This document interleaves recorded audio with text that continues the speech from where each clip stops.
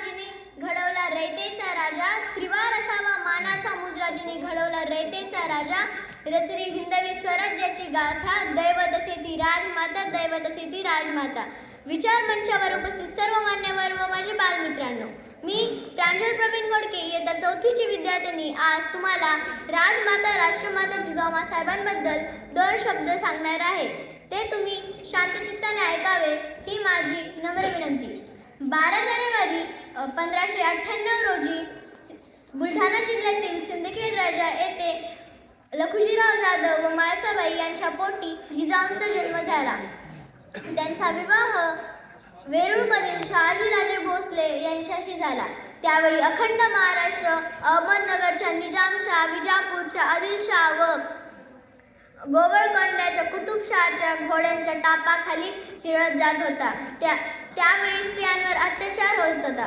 यातून आपली मुक्ती होण्यासाठी जिजाऊंनी तुळजाभवानी मातेला साकडं घातलं आणि म्हणाल्या, पुत्र जन्मावा ऐसा गुंडा त्याचा त्रिलोकी झेंडा, पुत्र जन्मावा ऐसा गुंडा त्याचा त्रिलोकी झेंडा.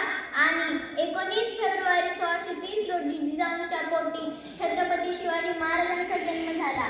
त्यांनी शिवांना श्रीरामाच्या, श्रीकृष्णाच्या कथा सांगून त्यांच्या स्वराज्य, राष्ट्रभक्ती व जनसेवा हे गुण प्राप्त केले.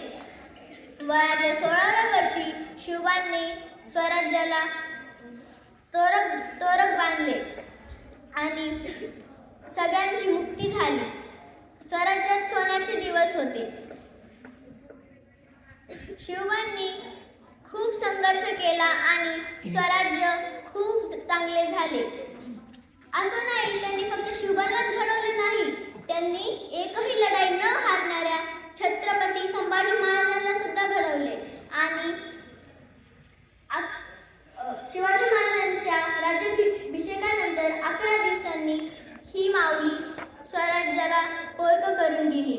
म्हणून म्हणावेसे वाटते, जिजाऊ तुम्ही नसता तर नसते झाले शिवराणी शंभू छावा, जिजाऊ तुम्ही नसता तर नसते झाले शिवराणी शंभू छावा, जिजाऊ तुम्ही नसता तर नसता मिळाला स्वराज्याचा ठेवा, जिजाऊ तुम्ही नसता तर नसता मिळाला स्वराज्याचा ठेवा. धन्यवाद.